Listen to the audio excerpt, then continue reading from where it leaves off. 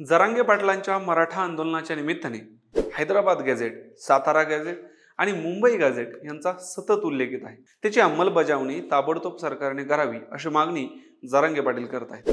पण हे गॅझेट म्हणजे नेमकं काय, याला एवढं महत्त्व काय आहे, या सर्वांची माहिती आपण या व्हिडिओत घेणार आहोत। त्यामुळे व्हिडिओ शेवटपर्यंत बघा। नमस्कार मंडळी, मी दिनेश आणि तुम्ही पाहताय आपलं YouTube चॅनल महाराष्ट्र कट्टा।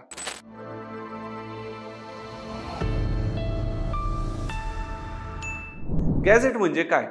सरकारकडून प्रकाशित केलेलं अधिकृत दस्तऐवज। यात त्या प्रदेशाची समाज रचना, जाती जमाती, प्रशासन, शेती, उद्योग, शिक्षण, लोकसंख्या, परंपरा अशा सर्व गोष्टींचा सविस्तर लेखाजोखा असतो। हे दस्तऐवज नंतर कायदे, आरक्षण, संशोधन आणि धोरण ठरवताना संदर्भ म्हणून वापरलं जातं। आपण माहिती घेत आहोत हैदराबाद गॅझेट, सातारा गॅझेट आणि बॉम्बे गॅझेट।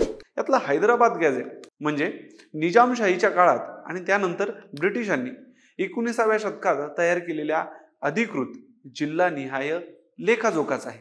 यात मराठा, कुणबी, माळी, शेतकरी, कारागीर अशा जातींचे समाजातील स्थान, शेती आणि अर्थव्यवस्थेतील भूमिका ही सर्व एकदम डिटेलमध्ये दिलेली आहे। मराठा हे शेतकरी आणि शूर योद्धे होते असं यामध्ये नमूद केलेलं। मराठा आंदोलकांचा दावा आहे की याच गॅझेटमध्ये मराठ्यांचा उल्लेख हा कुणबी म्हणून आहे, त्यामुळे याला ऐतिहासिक दस्तऐवज म्हणून सर्व मराठ्यांना कुणबीच्या नावाखाली ओबीसीतून आरक्षण द्यावे। इतिहासकार रमेश सूर्यवंशी सांगतात, हे गॅझेट लागू केल्यानंतर मराठवाड्यातील सर्व मराठा समाज हा आपोआप कुणबीमध्ये जाईल आणि ओबीसी आरक्षणाचा लाभ त्याला मिळेल। कारण हैदराबाद गॅझेटमध्ये सर्व ठिकाणी मराठा जातीचा उल्लेख हा कुणबी म्हणूनच झाला आहे। हाच मोठा पुरावा आहे।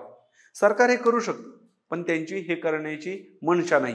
त्यामुळेच ते याच्यावरती समिती नेमून यातून वेळ काढण्याचा प्रयत्न करत आहे। यानंतर येतं ब्रिटिश सरकारने सातारा जिल्ह्याचा इतिहास, समाज रचना, अर्थकारण, पिकं, शेतजमीन, शिक्षण, धर्म इत्यादींचा तपशील दिलेला दस्तऐवज म्हणजेच सातारा गॅझेट। सातारा हे मराठ्यांचं एकेकाळचं केंद्र होतं, त्यामुळे इथे मराठा समाजाच्या राजकीय आणि सामाजिक भूमिकेचा मोठा उल्लेख आहे।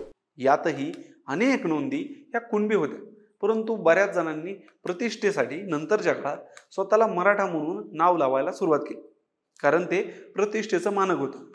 परंतु मुळात त्यांच्याही नोंदी कुणबी असल्याने कुणबी आणि मराठा हा वेगळा नाही, त्यामुळे सर्वांना ओबीसीतून कुणबीच्या नावाखाली आरक्षण मिळावं अशी मागणी जरांगेंनी केली आहे। त्यानंतर येतं ब्रिटिशकालीन बॉम्बे प्रेसिडेन्सी म्हणजेच आजचा महाराष्ट्र आणि गुजरात यासाठी प्रकाशित गॅझेटियर। पुन्हा तसाच तपशील इथे मिळतो। मराठा कुणबी समाज शेतकरी म्हणून मुख्य आधार आहे हे यात नोंदवलेलं आहे। त्यामुळे हे गॅझेट आज मराठा आंदोलनाच्या ओबीसीतून आरक्षणाच्या मागणीचा पाया आहे। ही तीनही गॅझेट म्हणजेच इतिहासाचे अधिकृत पुरावे आहेत। मराठा आरक्षण लढ्यात त्यांचा उल्लेख होतो, कारण यात मराठा समाजाचा शेतकरी म्हणून उल्लेख आहे, कुणबी म्हणून उल्लेख आहे, कुठे कुठे तो मराठा कुणबी असाही आहे। त्यामुळे न्यायालय किंवा शासनासमोर आरक्षणाचा ऐतिहासिक आधार म्हणून त्यांचा उपयोग होतो। शेवटी कुणबीच्या नावाखाली ओबीसी आरक्षणात कुणाला मान्यता देऊ नये अशी ओबीसी नेत्यांची मागणी आहे। त्यामुळे सरकार याच्यातून काय तोडगा काढतं याकडे सर्वांचं लक्ष लागलं आहे। मंडळी, तुम्हाला काय वाटतं? मराठा समाजाला या गॅझेटच्या माध्यमातून सरकार कुणबी घोषित करेल का? तुमचं मत कमेंट करून नक्की सांगा आणि अशाच माहितीपूर्ण व्हिडिओसाठी महाराष्ट्र कट्टाला सबस्क्राईब करायला विसरू नका। धन्यवाद।